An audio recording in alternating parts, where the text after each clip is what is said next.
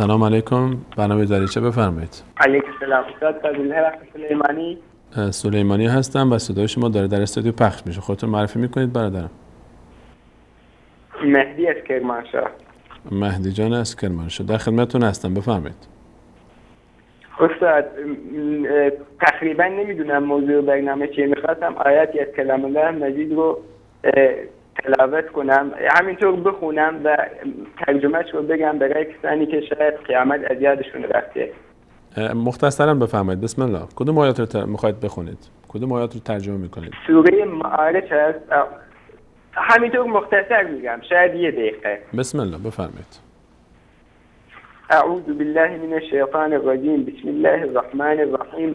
از اونجا شروع میشه که میگه فاصبر صبرا جمیلا، میگه صبر زیبایی رو انجام بده. اینهم یرونه بعیدا، مثلا در مورد قیامت صحبت میکنه که میگه اونا اون رو دور میپندارن ولی ما اونو نزدیک میپنداریم.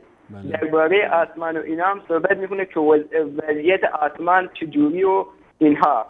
بعدش هم اون وقت میگه کسایی که خودشون نجات بدن حاضرن که همه افراد خانوادهش اونو فدا بکنن و قبیلهشون رو فدا بکنن که نجات پیدا بکنن و آنچه که در زمین هست و من فی الارض جمیعا ثم ینجیه، و در تمام زمین رو فدا بکنن برای اینکه نجات پیدا بکنن.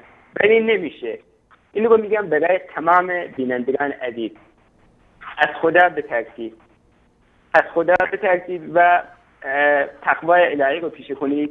قیامت نزدیکه و قیامت نزدیکه، نه قیامته دیگه، کسی که بمیره قیامته.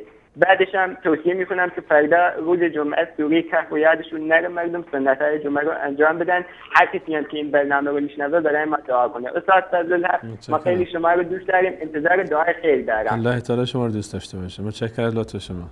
سلام برای شما. خدا نگهدار شما.